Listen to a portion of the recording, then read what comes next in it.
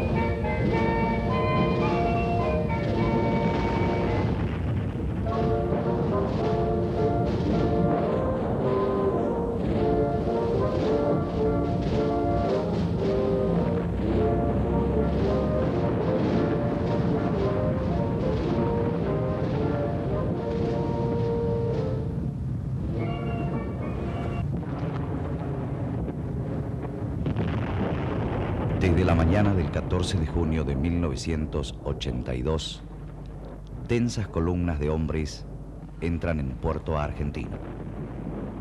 Marchan en orden. A sus espaldas quedaron los montes que uno a uno fueron cayendo en poder de los ingleses. London, Dos Hermanas, Kent, Harvard. Todavía se lucha, pero ya en las afueras de la ciudad. Para esos hombres el sonido de la artillería tan próximo ahora les resulta familiar. Habla de lugares y batallas que no olvidarán jamás. San Carlos, Darwin, Prado del Ganso.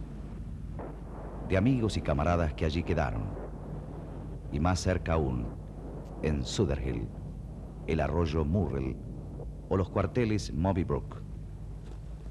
Son algunos, entre varios, los nombres de una guerra. La guerra por la independencia. La guerra inconclusa. Nuestra guerra. ¿Cuándo comenzó nuestra guerra? Algunos podrán afirmar que la guerra empezó el 2 de abril de 1982. Pero esto depende del punto de vista que se adopte. Porque la guerra de la patria contra el inglés viene librándose quizás desde 1806, cuando desembarcó en las playas de Quilmes, y más tarde, cuando en 1833 nos arrebatara las Malvinas, pasando por el año 1845, en que sus naves de guerra atacaron en Obligado, Quebracho y Tonelero. 1982, entonces, es una etapa más en esa larga e inconclusa guerra por la independencia. Y, si no podemos establecer con certeza la fecha de su comienzo, sí podemos mostrar cuándo empezó de una manera real, tangible, personal para algunos de los hombres que la pelearon. Una semana y media antes aproximadamente, yo recibí la orden para preparar el regimiento y alistarlo para el desembarco en las Islas Malvinas. Para tal efecto, se me integró dentro de una fuerza de tareas anfibias de nuestra Marina de Guerra a órdenes del señor contraalmirante Busser. Una vez embarcados en los vehículos anfibios, tocamos tierra de las Islas Malvinas a las 06:35 horas, que tuve esa satisfacción y ese inmenso orgullo de poder tocar, ¿no es cierto?, encontrarme con las Islas Malvinas, que verdaderamente tantas oportunidades la habíamos podido soñar, ¿no es cierto?, desde niño o habiendo sido profesionales, etc.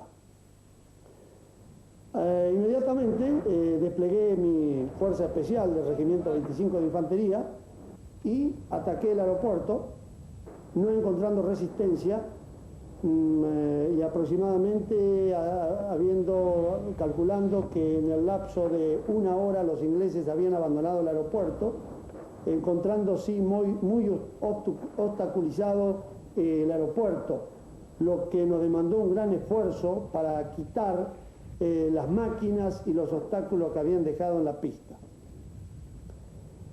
30 minutos después, al haber cumplido esta misión, recibí la orden del señor contraalmirante de reforzar la punta de infantería de Marina, que es con quien desembarqué, que se encontraba así empeñada en combate con infantes de Marina ingleses. Llegué al lugar prácticamente con una escaramuza no muy importante, y digamos que a las 10 de la mañana aproximadamente las Islas Malvinas estaban en nuestras manos. Una vez finalizado el tiroteo en las Islas Malvinas y ya prácticamente en nuestro poder, recibí la orden del señor contraalmirante de atender los heridos de infantería de Marina que habían caído frente a la casa del gobernador. Pude, con mucho dolor, presenciar la muerte del señor capitán Giachino, a quien aprovecho esta oportunidad para recordarlo como un brillante soldado y una sobresaliente persona. A partir de ese momento, relevé al batallón de infantería de Marina 1, que había tenido prácticamente la misión, el grueso de la misión de la toma de las Islas Malvinas, y me hice cargo de la seguridad de las Islas Malvinas. Me llamo Horacio Guitoni. Durante la Guerra de las Malvinas combatí con el Grupo de Artillería 3 de la ciudad de Paso de los Libres Corrientes. Llegué a las Islas Malvinas el día 13 de abril de 1982.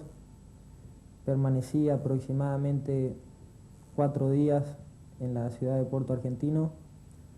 Luego fui trasladado a un monte que se encuentra en el oeste de Puerto Argentino por mi jefe de grupo, el teniente. Miles de hombres como estos fueron desembarcados en las islas a partir del 2 de abril. Quedaban atrás la seguridad de los hogares o el destino habitual para el tiempo de paz. Se les imponía una realidad nueva, una realidad forjada por el clima inhóspito y la hostilidad de los pobladores, los kelpers. Para estos se trataba de una invasión. En verdad era un retorno. Era volver a la porción de tierra usurpada por el inglés.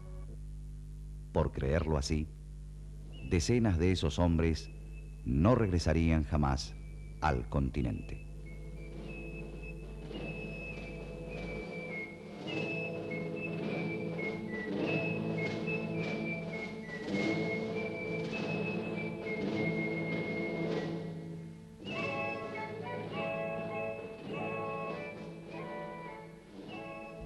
El 2 de abril, a petición de Gran Bretaña, se reúne el Consejo de Seguridad de las Naciones Unidas.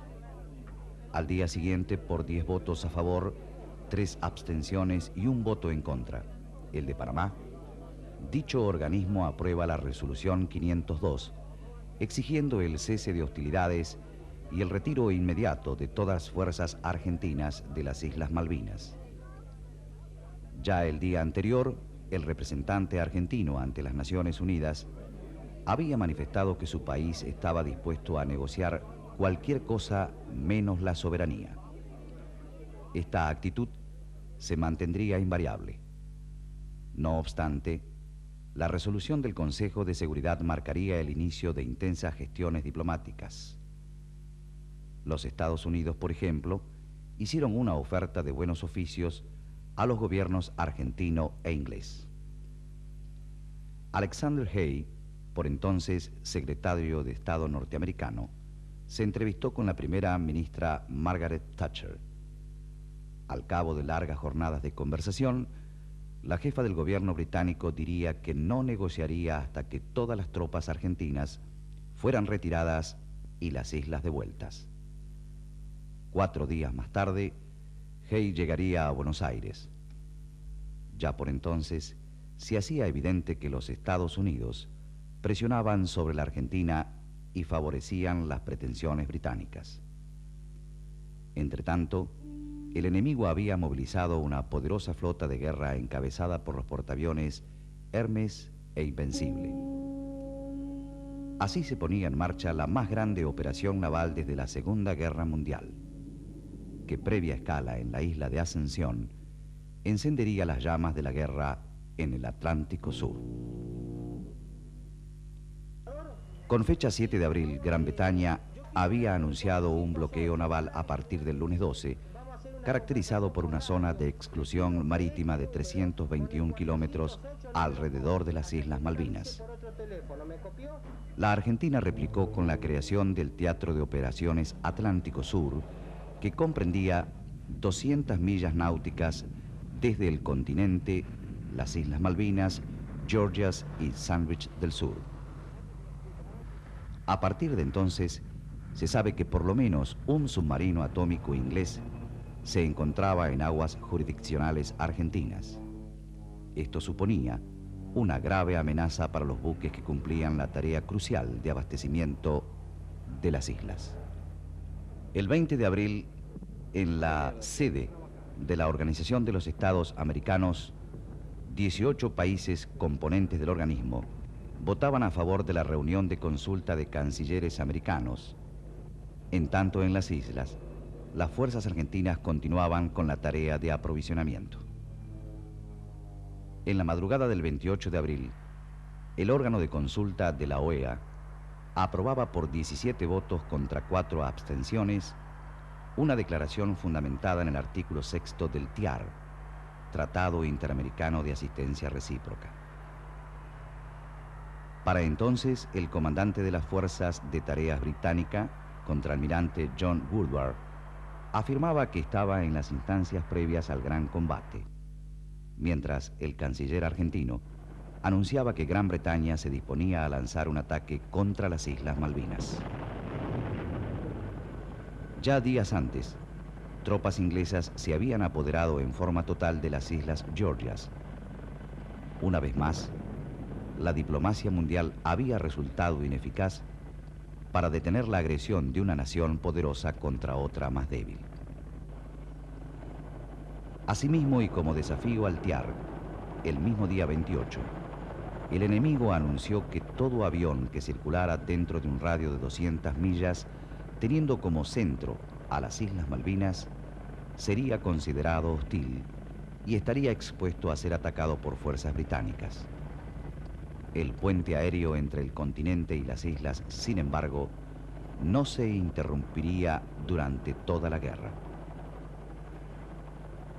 El 30 de abril, Hay anunciaba el respaldo político y material de los Estados Unidos a Gran Bretaña, mientras que el presidente Reagan endilgaba a la Argentina el calificativo de país agresor. Entretanto, y finalizado el mes de abril, los buques de guerra del enemigo inglés aparecían en el horizonte frente a Puerto Argentino. Íbamos a entrar en batalla.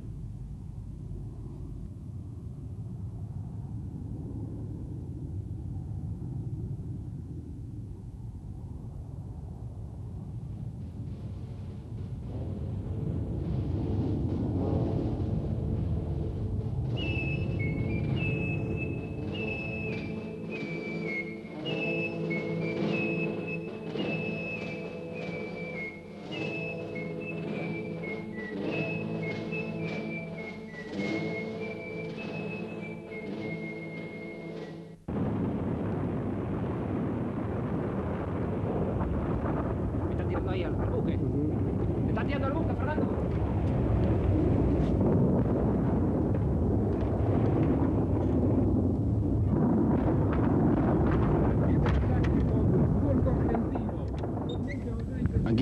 compañero y yo pertenecemos a la Infantería de Marina. Hemos vivido en la madrugada del día de ayer el bombardeo, de lo cual me tocó vivirlo en la posición donde estaba destacado. Siendo las 4:40, estaba acostado, ya que estaba de guardia y mi relevo estaba en esos momentos atendiendo el teléfono, que es por donde nos enterábamos los movimientos de aeronaves británicas. Me avisó en concreto que tenía en esos momentos al lado mío que era bombardeo. Inmediatamente captado por el radar, se acercaron inmediatamente a esos de 5 minutos, dada la alarma por este conflicto. Vimos inmediatamente cómo pasaban las aeronaves frente al aeropuerto. De todas maneras, pienso que no fue mucho lo que pasó, de todas maneras fue nada más que el ruido, las grandes explosiones, pero de todas maneras toda la gente está bien, todo está intacto, solamente ha sido el susto nada más. Para la tranquilidad de todos los familiares y familiares de acá de mi compañero, estamos todos bien. Esperamos que todo termine pronto, que se solucione de la mejor manera. En nombre de todos mis camaradas de la Infantería de Marina, les hago llegar a todas las familias que tienen algunos llegados a la Infantería de Marina, que todos estamos bien. Gracias. Esa columna de humo y llamarada se ven de lo que nosotros deducimos que es la zona del aeropuerto de Malvinas. Ignoramos la suerte que corrieron nuestros soldados en ese lugar. El radar ocupó una posición sobre un cerro al sur de Puerto Argentino. La misión del radar era dar la alarma temprana a los sistemas de armas de defensa aérea. Durante el primer día de combate, el radar brindó información sobre incursiones aéreas enemigas, de manera tal de alertar a las armas de ADA. En la noche del 1 de mayo, luego del primer día de combate, fue alcanzado por cañoneo naval. Llevó 4 días la reparación del sistema de vigilancia, hizo un cambio de posición y continuó operando. Entre el 1 y el 2 de mayo, la Argentina y el mundo se conmovían ante una noticia. El crucero General Belgrano se había ido a pique víctima de un torpedo disparado por un submarino enemigo. Un hecho odioso, porque el hundimiento del General Belgrano, fuera de la zona de exclusión, implicaba la violación del compromiso asumido ante el mundo por la Gran Bretaña.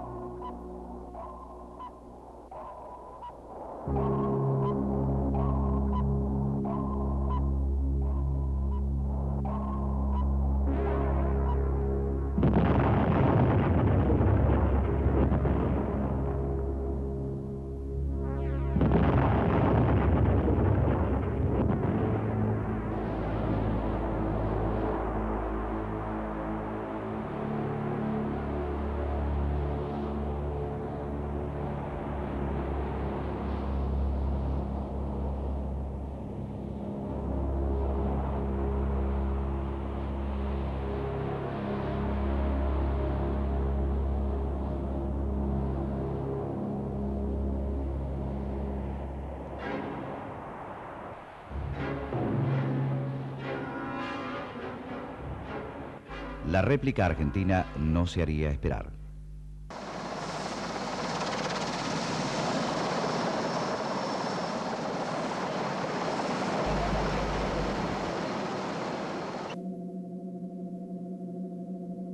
Que yo creo que lo vieron todos, porque realmente fue un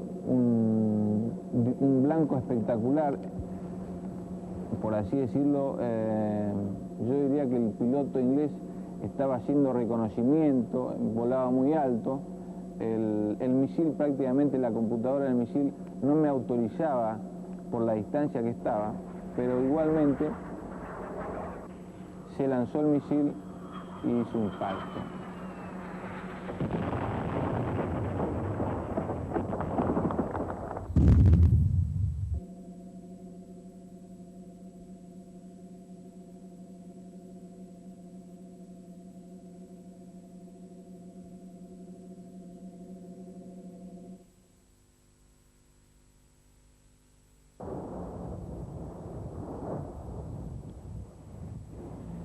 combatí en el Monte Longo. Mi nombre es Gabriel Franco García y durante la guerra combatí en el Monte Longo junto al Regimiento 7 de Infantería. Desde que pisamos la isla Soledad comenzamos a saborear lo que era una guerra verdadera. Y realmente no se parece nada a las guerras que vemos en las películas. Yo me encontraba en el puesto comando del sector Plata 2, junto al mayor Carrizo. Lo primero que comenzamos a sufrir fue el tremendo clima, con temperaturas de 15 grados bajo cero y vientos que alcanzaban 150 kilómetros horarios. En ese momento pensábamos que no íbamos a sufrir más que eso, pero los sufrimientos se iban sumando de a poco. Después del 1 de mayo comenzaron los cañoneos y al principio sentimos mucho miedo.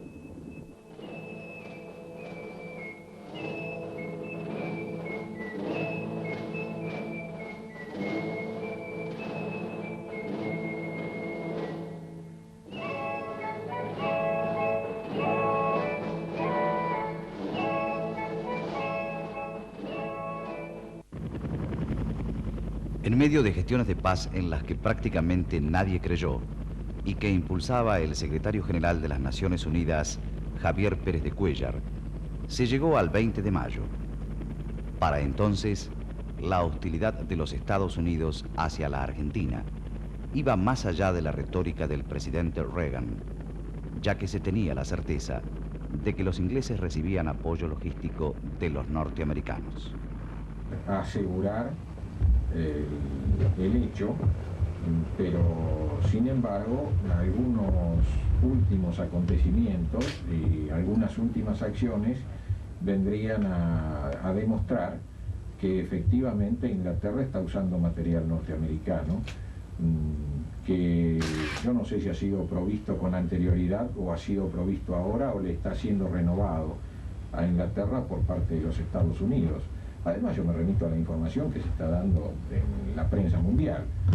Quizá, y en esto soy absolutamente franco, nosotros no tengamos toda la información que sí puede tener el continente a través de información de pilotos o de análisis de información que nosotros obtenemos aquí, de a lo mejor restos de un proyectil o de un misil o cosas por el estilo, que remitimos para que sean luego estudiadas por personal técnico en el continente, y entonces ahí sí se puede dar una información, digamos, mucho más exacta, mucho más cierta que la que yo estaría en condiciones de darle.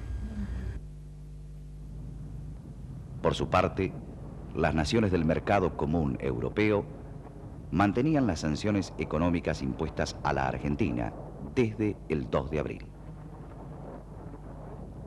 Gran Bretaña dio entonces por terminadas las negociaciones que se llevaban a cabo a través de las Naciones Unidas y nombró al general Jeremy Moore comandante de las fuerzas de desembarco en las Malvinas. Estaba de guardia en la casa y al escuchar la voz de Arta Gris corremos todos para los pozos. Y me quedo cuerpo a tierra en aquella dirección, sobre las piedras, y al haber un cese de fuego, cuando llego al pozo, caí derrotado por una izquierda, diría yo. ¿Quién fue el que te ayudó? El soldado Mosto. Estaba conmigo. ¿Cómo fue la ayuda que brindaste a tu compañero? Sí, justamente cuando se iba a poner a entrar en la posición, o sea, vi que estaba herido, entró, le ayudamos a entrar con otro soldado Villarreal, entonces vi que la herida no era muy grande y le pusimos un paquete de curación, o sea, para detener la sangre. ¿No tuviste miedo en esos momentos? No. El soldado Mosto perdería la vida 24 horas después del presente reportaje, víctima de una bomba arrojada por un avión Sea Harrier. A los pocos días, la nave a nosotros nos bombardea desde la entrada al mar, estábamos cerca, en Darwin, nos empieza a bombardear.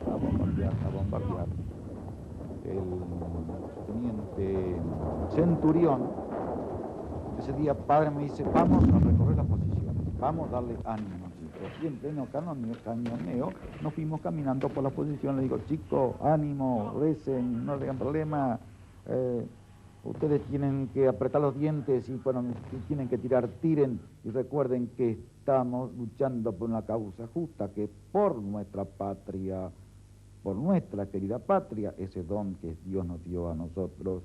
Sí, padre, decían los chicos, estamos realmente decididos a luchar y no tenemos ningún miedo. Fueron a los pocos días nuevamente los aviones. Esa alerta roja ya la teníamos metida muy dentro.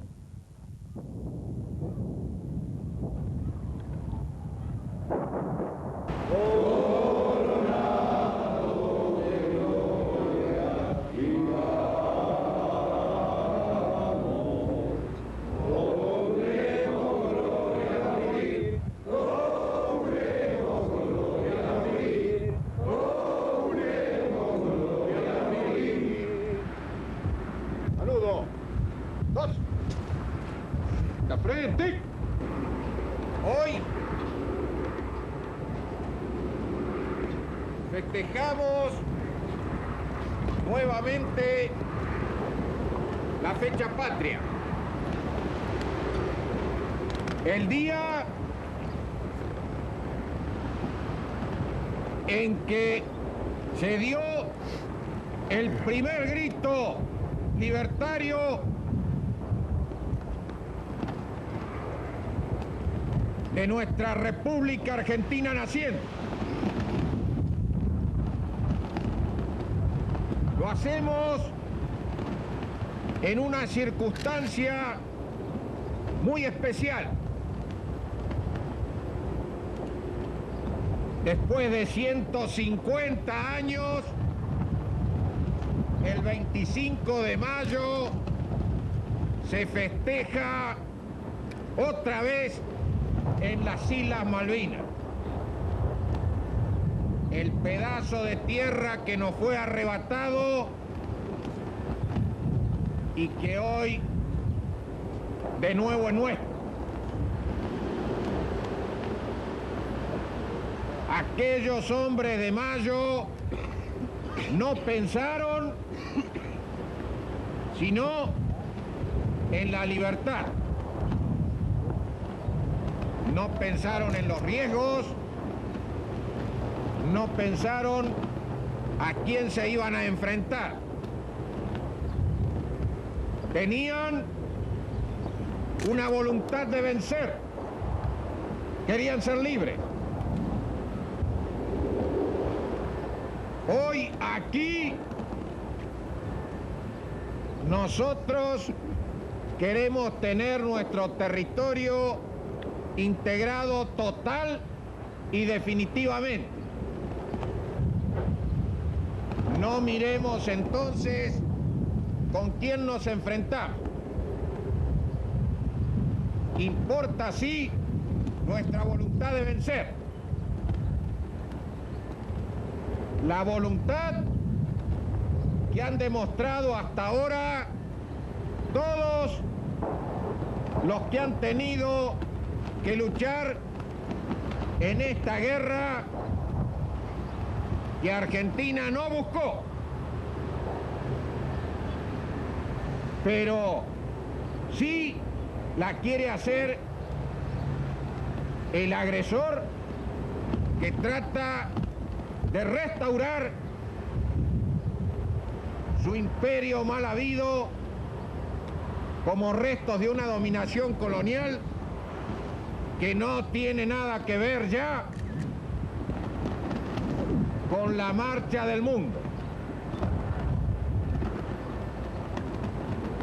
Tengamos un recuerdo especial para los camaradas caídos de la Marina de Guerra, en sus barcos y en sus aviones, de la Fuerza Aérea, que ha escrito páginas de gloria, de la Prefectura Naval, que con armas insuficientes se ha animado y ha peleado y ha bajado hasta un avión Harrier. De la noticia que tuvimos ayer del regreso del teniente primero Esteban, que enfrentó el desembarco enemigo en San Carlos con 45 hombres. Destruyó 3 helicópteros y volvió entero, pidiendo regresar a la pelea.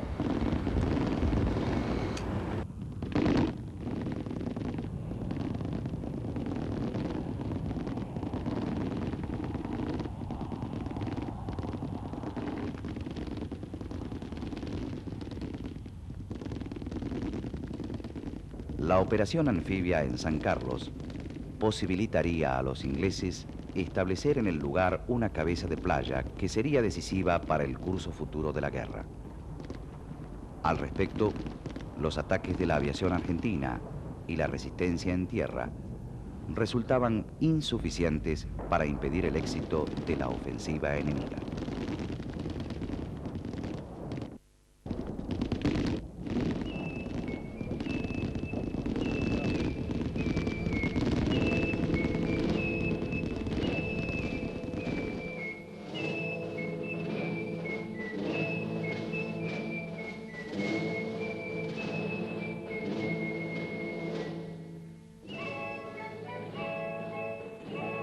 El 26 de mayo, una noticia conmueve a los argentinos. El Papa Juan Pablo II visitará el país. Pero en las Malvinas, no obstante las extraordinarias pruebas de fe que a diario daban los combatientes, apenas si hay tiempo para considerar el acontecimiento. Del 27 al 29 de mayo, los ingleses llevan a cabo grandes ataques contra las fuerzas argentinas situadas en Darwin y Prado del Ganso. Feroces combates culminarán en la derrota de los argentinos. Allí, en las últimas líneas, el soldado Fernández se vería obligado a alternar la tarea de atención de la cocina con la lucha contra el invasor.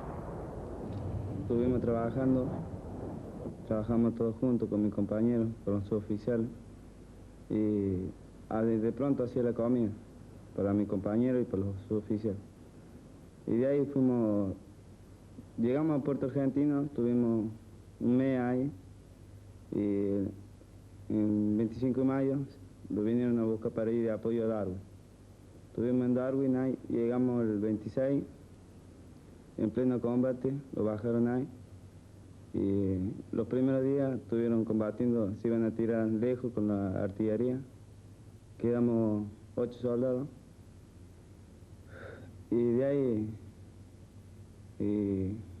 mientras nosotros hacíamos la comida, ellos iban a trabajar a tirar, porque los ingleses habían desembarcado en en el estrecho San Carlos, y de ahí, de pronto, apareció una orden que los ingleses estaban atrás nuestro, desembarcando, y había quedado una pieza a disposición nuestra, y tuvimos que tirar de ahí para alejar a los ingleses. Pero los ingleses se alejaron mientras los ingleses se fueron. Quedamos ahí los 8 y hicimos la comida por los otros que se habían ido a tirar. Y de pronto lo traían los ingleses zumbando. Y de ahí no pudimos cocinar más. No se sentía hambre porque los ingleses estaban frente a nosotros y ya todos lo fuimos a trabajar, todos usamos la posición de artillería. Mientras tanto, el teniente Esteban había dejado San Carlos y arribaba a Puerto Argentino. Yo sentí cuando derribaron el primer helicóptero una gran emoción y de todo salió un grito desde el fondo, un viva la patria y todos los gritos que pudimos gritar cuando lo vimos caer al helicóptero. Y con mayor nitidez recordé el segundo que cayó más o menos a 10 metros mío, adelante mío, y fue una emoción muy grande. Oír y sentir los gritos de mis compañeros y yo como correntino, por supuesto, pegar un zapucay grande, ¿no? ¿Se sentía miedo en ese momento?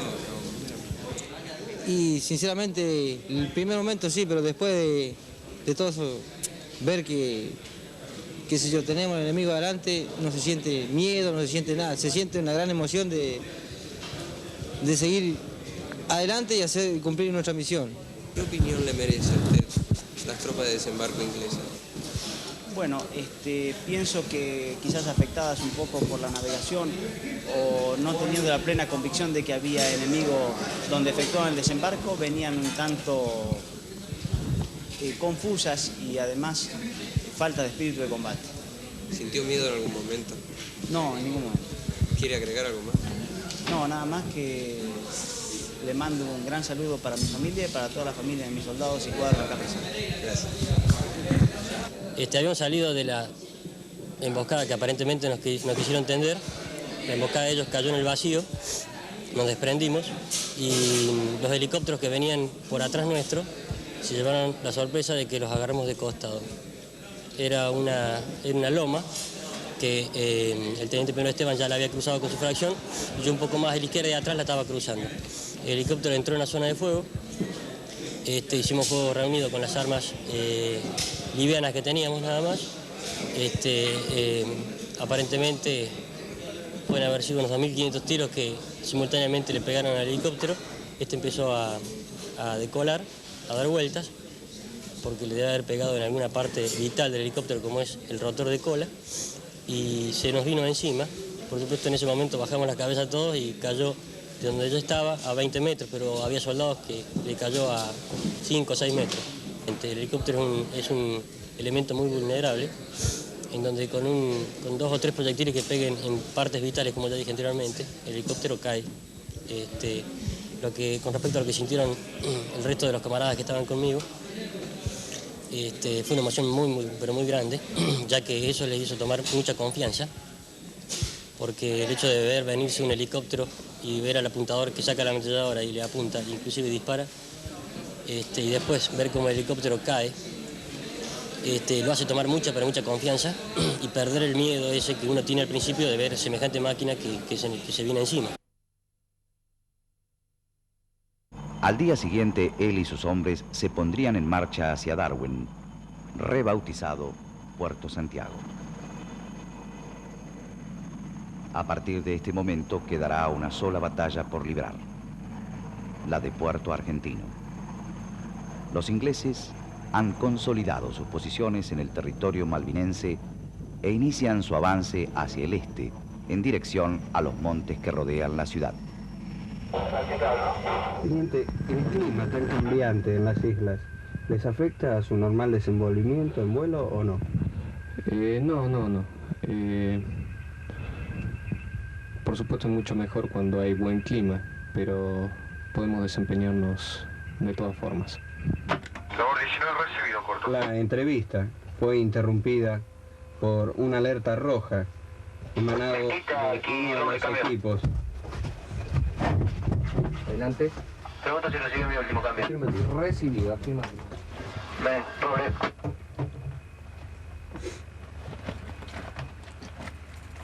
Sí, ahí deben estar sacudiendo la bomba.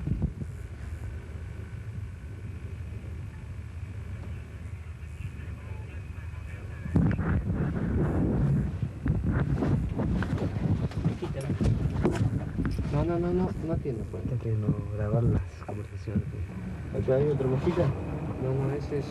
No, lo tiraron allá al... ¿La bolsa no? Otro lugar.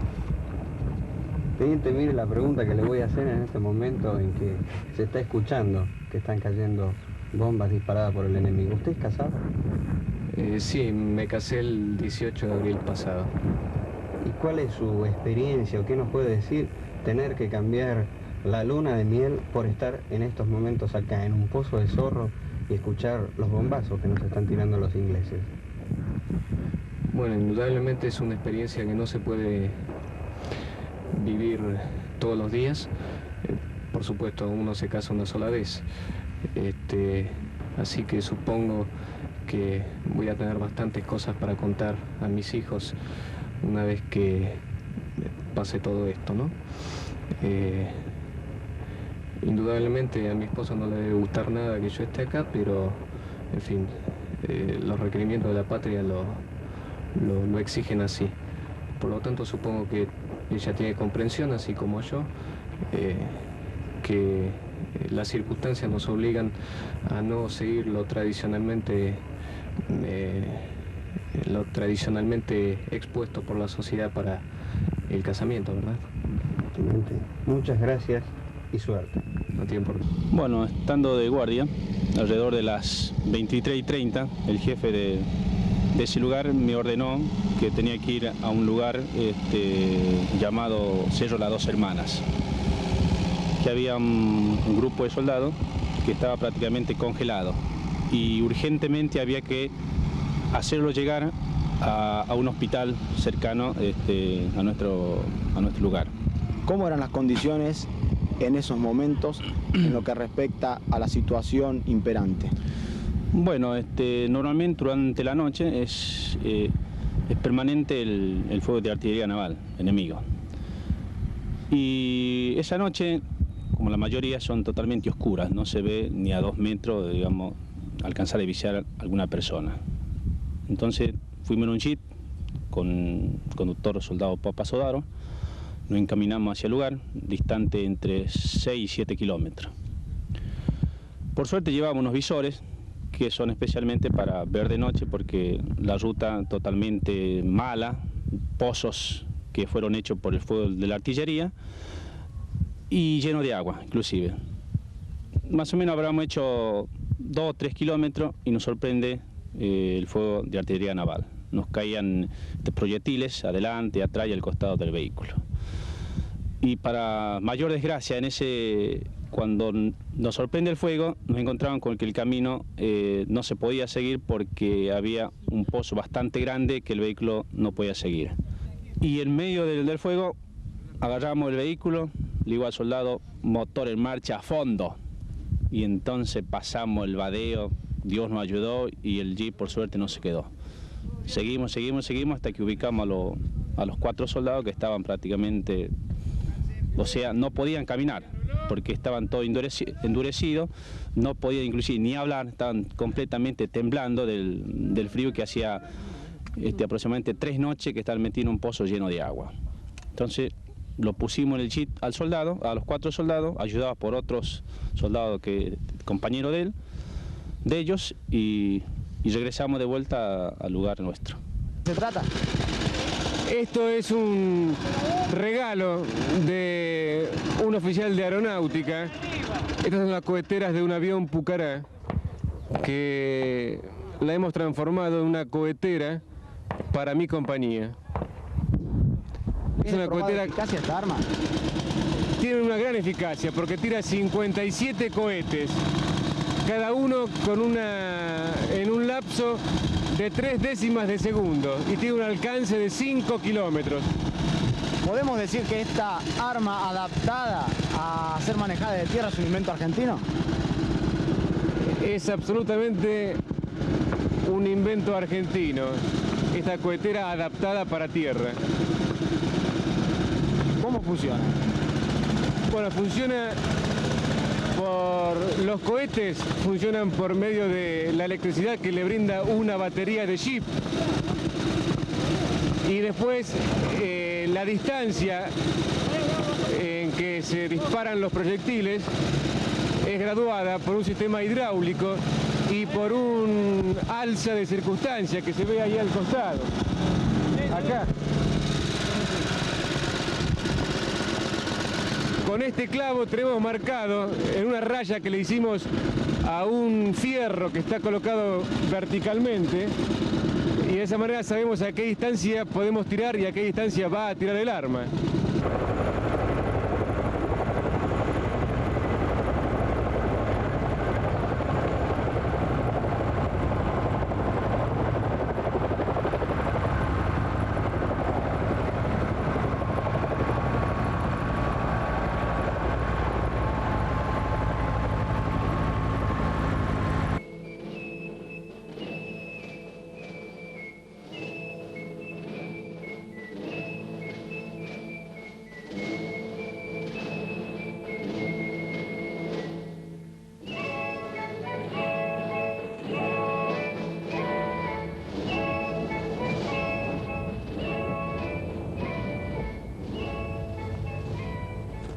La guerra es una realidad cotidiana, llevada ahora a las mismas filas del enemigo, por las acciones cada vez más frecuentes de los comandos argentinos. El segundo avión se perfila sobre la posición y es recibido por el fuego reunido no solamente de los integrantes de la compañía, sino también de la unidad que estaba en posición en ese lugar.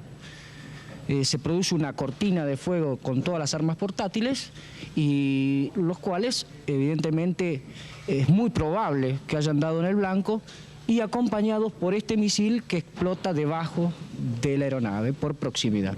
Al producirse esta explosión, el avión pega una media vuelta, se produce la eyección del piloto a muy baja altura, cayendo unos metros más adelante y destrozándose en ese lugar. Inmediatamente después, localizado el piloto sobre el agua, dos integrantes de la compañía concurren rápidamente a tratar de salvarlo para darle la atención correspondiente. Bueno, lo principal es la emoción de saber de que uno está dotado con material y equipo necesario como para desde tierra, un solo hombre puede derribar una máquina tan sofisticada como es el Harrier. Son batibles. Dice que ahora tenemos una nueva misión hasta que regresemos al continente, vamos a tener misión, así que el descanso tendremos cuando regresemos a casa. El primero es derribado con las primeras luces del día y alrededor de las 15 horas otro avión que sobrevolaba la zona fue puesto fuera de combate también por efectos de un misil. Lamentablemente el piloto no fue recuperado. Solamente nos quedó en la zona este pedazo de chapa que, como ustedes ven, posee la escarapela como testimonio de lo que ha pasado, por supuesto, además del piloto capturado, que creo que es el primer prisionero que se hace luego de la toma inicial de las islas.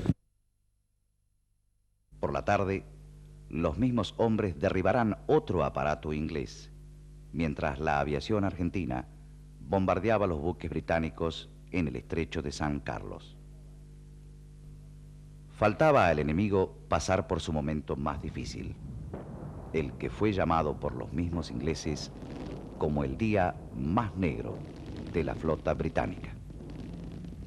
El 8 de junio, cuando intentaban producir un desembarco en Bahía Agradable, 16 millas al sur de Puerto Argentino, las fuerzas británicas sufrieron el mayor ataque aéreo desde el comienzo de la guerra. Decenas de muertos y heridos, una fragata hundida, 2 buques de desembarco varados y un tercer buque de este tipo incendiado y fuera de combate fueron el saldo de esta jornada brillante para las armas nacionales. En el mar, los helicópteros impulsaban las balsas hacia la orilla, valiéndose de sus aspas. En tierra firme, se conducía a los heridos a los puestos de atención médica. La guerra estaba llegando a su fin, pero la gran victoria de Bahía Agradable indicaba al mismo tiempo que las guerras por el propio suelo no tienen final.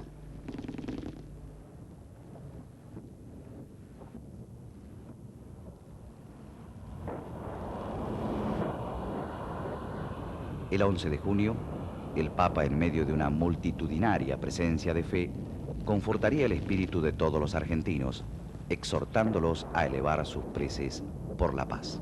La noche del 11 al 12 de junio, recuerdo en ese instante, el Papa estaba ofreciendo una misa en Luján y más o menos ya casi al finalizar la misa me dan la novedad de que había algo anormal sucedía en el límite de la primera sección.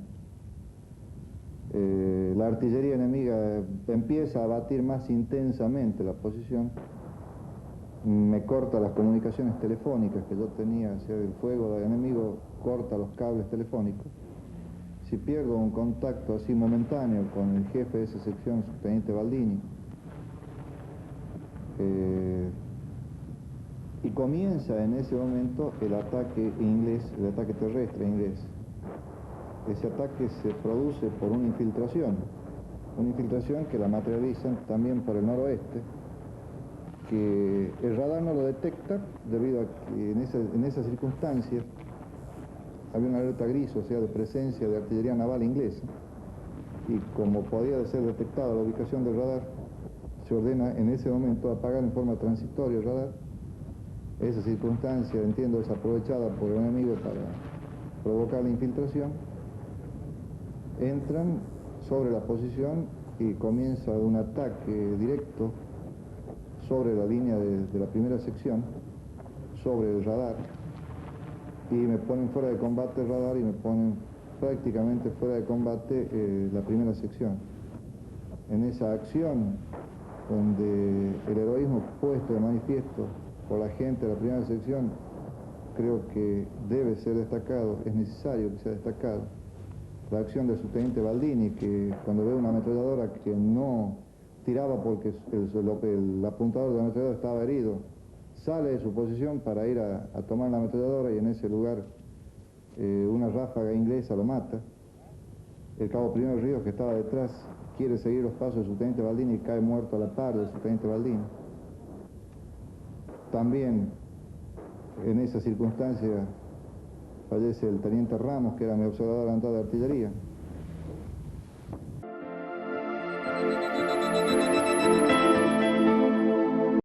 Ustedes saben que el canal está realizando una serie de modificaciones. Bueno, no solamente modificaciones edilicias, sino que tienen que ver con lo que tiene que ver con la programación. Dentro de esas modificaciones está que cada programa no puede exceder los 55 minutos de duración. Como este documental es mucho más largo que ese tiempo, el final del documental lo veremos la semana que viene. Le pido 1000 disculpas, pero creo que con este avance que ustedes habrán visto esta primera hora, tienen una idea consciente y cabal de lo que fue la gesta de Malvinas. Nos vemos la semana que viene y acuérdense, yo no me rendí.